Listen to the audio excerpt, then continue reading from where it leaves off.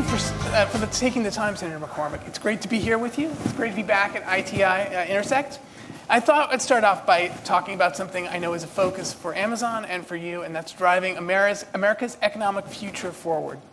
At Amazon, we're making big investments across the country, including significant investments in your home state of Pennsylvania, which is vast energy resources, a skilled workforce, and is prioritizing innovative technologies across a number of sectors.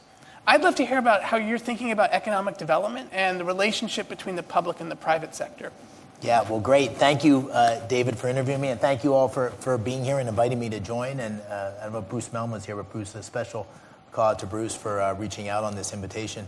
You know, I think we're at this incredible consequential moment. I feel honored to be in the Senate, honored to represent Pennsylvania, in part because of the moment we're in.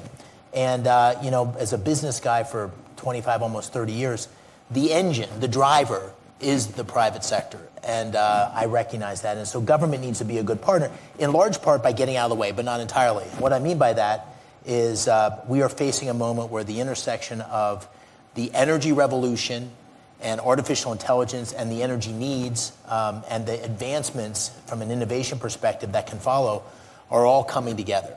And in Pennsylvania, we have bountiful energy, but we need to make it very easy for people to invest, for investors to invest. That's deregulation in the energy sector, regulation that protects people, but not regulation that makes it harder to do business. We have regulation on top of regulation in many cases. And I think also helping provide the basis for skilled labor, for skilled workers. You know, the private sector and the public sector can work closely. It starts with fixing our schools, but we can do a lot for building the kind of skilled labor that Pennsylvania has traditionally been known for, but we need it across the country. And then finally, we have to have sound economic policy, because when I travel and talk to business people and innovators starting new businesses, inflation, regulation, and skilled workers are the three big barriers to growth. I always ask the question, what's it going to take to grow? And I always get those three answers back. So we need to be sound, prudent caretakers for the public good, but partnering with business in a way that largely lets innovation flourish.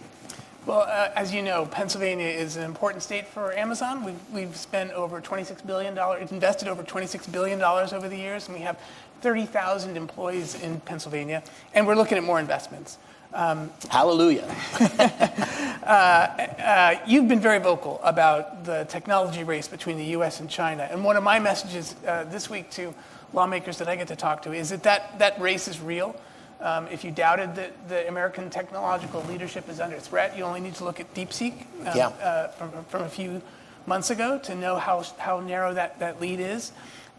It's clear that U.S. technology leadership in a number of spaces, AI, cloud, robotics, can provide a real national security advantage for the U.S. Where do you think we stand in the race, especially given the critical moment we're at? And what more can the U.S. do to win? Well, I think, you know, I have friends, I come from the investing world, and, you know, I have some of the people I know are long China and short America. They think we got rough waters ahead, and the Chinese model may succeed. I'm not. I'm long America and I'm short China, but it depends on what we do. It is in our hands, and we could mess it up. It's very possible we could mess it up. And there's really two pieces. One is holding China to account. China has stolen intellectual property for a decade. Keith Alexander, who was the head of NSA, said the greatest theft in the history of the world is the intellectual property stolen by China. China has unfair trading practices. China has taken a very mercantilist approach to playing a dominant position around the world. And China is on the march. And they are a true adversary that we should not take lightly. But the core to success is frankly what we do here, and not and letting flourish the building blocks of what's made America great. And that is a great education system that needs to be renewed, both at the secondary school level through school choice, but also our universities, letting them flourish in terms of science. It's an investment in basic research. I'm on the one hand very supportive of reducing the cost of government, as I think we're doing with some of the efforts under President Trump. And at the same time saying we should probably make more significant investments in basic research because we're at an all-time low compared to in the period since 1950 in terms of our investment in basic research. And we have to embrace the point I made earlier about a regulatory environment, an investing environment that allows entrepreneurs to flourish and fail. Because one of the great benefits of our system is the fact that people fail and learn from the failure and are able to innovate based on the failure. And you're never going to get that with Big Brother in the form of the government putting too heavy of a hand on the scales.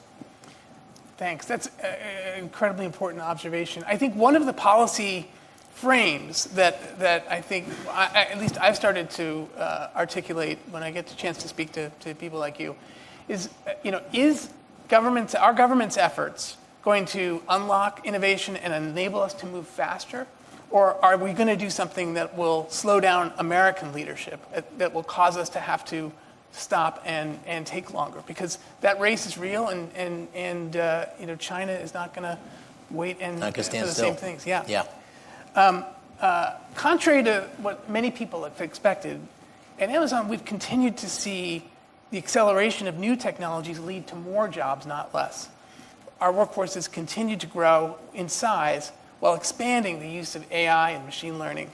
How do you think about AI's impact on the American workforce, and what can industry and government do to support the U.S. workforce and prepare for continued innovation in AI and by AI?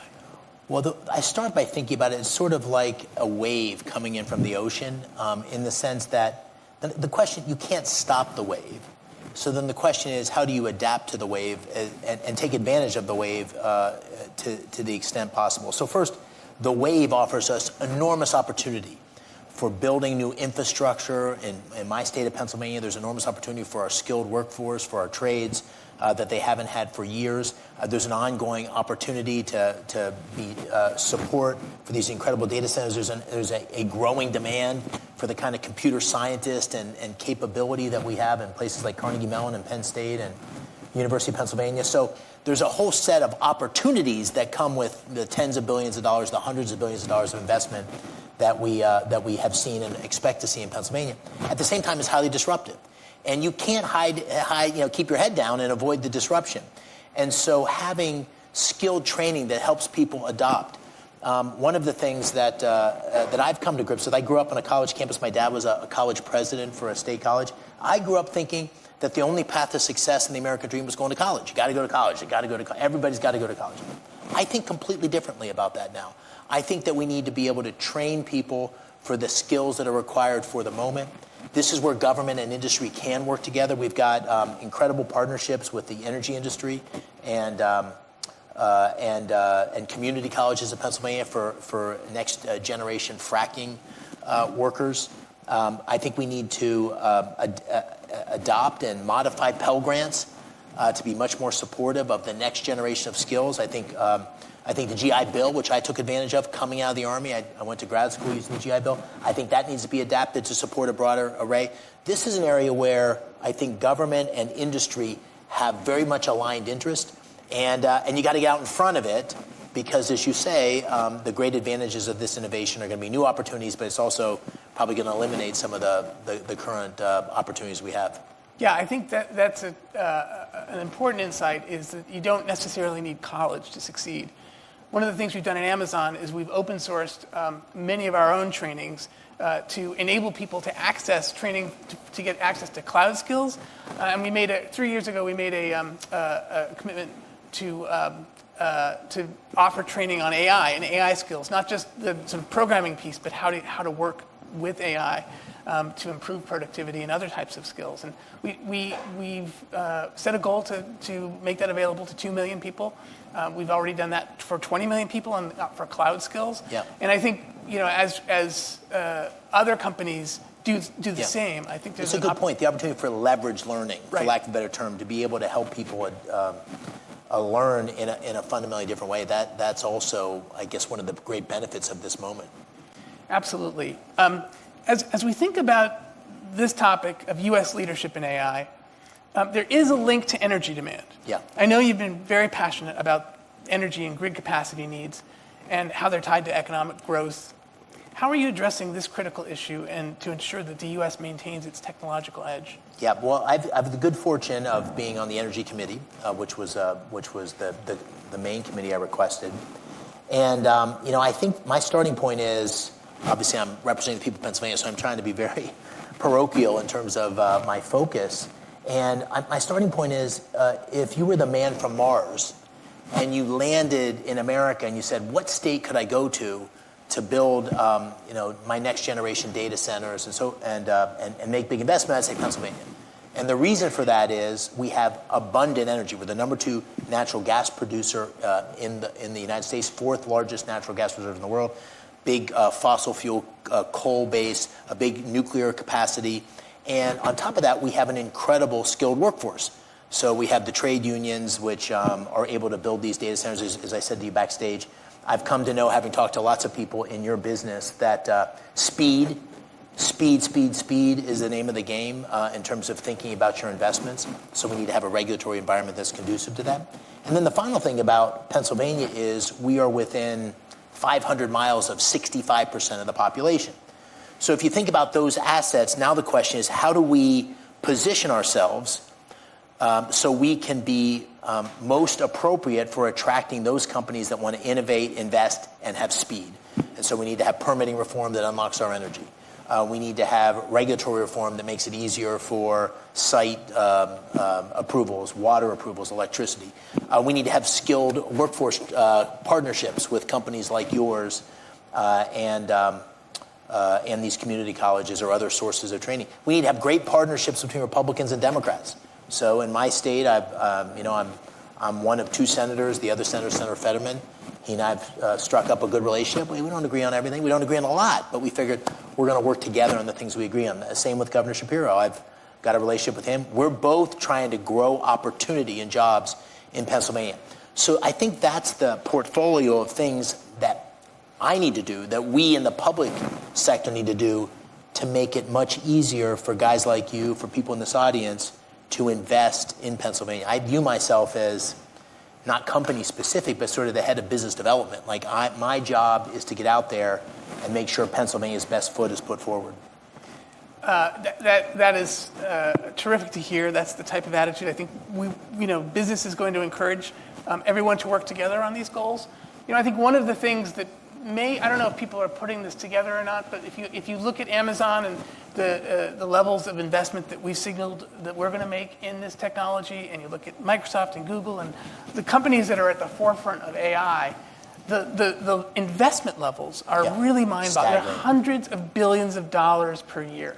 If CHIPS and Science Act was $50 billion one time, so think about 3 times, 4 times that every year for the next several years.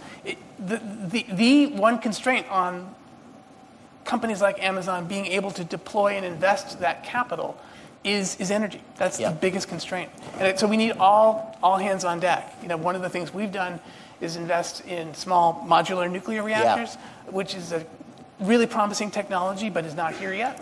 And the permitting is taking too long. The permitting issues. We've invested in acquired land in Pennsylvania we've acquired an area with an existing nuclear power plant, which we're going to make into a data center. Microsoft did the same, of course, with Three Mile Island. Yeah. So I think you'll see companies like Amazon looking far and wide for all opportunities to bring more generation capacity. And here's the way. I couldn't agree more. And with this in mind, we have after I won the election, I had a chance to sit down with Secretary Burgum, Secretary Wright, and then President Trump. And I made the point that I want to create an energy and innovation summit in Pennsylvania, probably late in the second quarter. The President agreed to be part of that. And the idea would be to bring all those forces to bear in Pennsylvania. We have the energy producers. You have the 4 or 5 big platforms, 6 big platforms that probably are going to be 3 in the next 3 to 5 years, right? The idea is there's a fight, a competition underway. You have the building trades that are going to be the key to speed to delivery. It's a speed game. You have big capital, Sometimes it's going to be capital from you. Sometimes it's going to be capital from the sovereign wealth funds. It might be capital from the BlackRocks or the Brookfields of the world. And you're going to have government policymakers, in this case, the federal level, but also the key state officials. And that combination of people around the table should be able to solve all the problems to make this leap. But it's not a small undertaking. The data I've seen, and you would know better than I, like we're going to have 3 times the energy demand that we've had, and our infrastructure moves too slow. The regulatory process moves too slow. We need huge, huge investments. And by the way, the moment investments in big data start to mean that people have blackouts and they can't heat their homes, then you're going to have a huge political problem. So the only path through this is generating enormous new production capacity and doing that in a very accelerated way. Yeah, I think that's all exactly right. Definitely we'll join you at the summit in Pennsylvania. Yeah, hope we'll see you there. Yeah, Thank you. for sure. Well, on that note, we're all about out of time. I want to thank you very much for sitting here with me and answering these questions. I also want to thank you for serving. It's not something you had to take on at this point in your career, and we need good people in government on every side of the aisle. So thank you very much. Honored to be here. Thanks so much. Thanks, David. Appreciate it.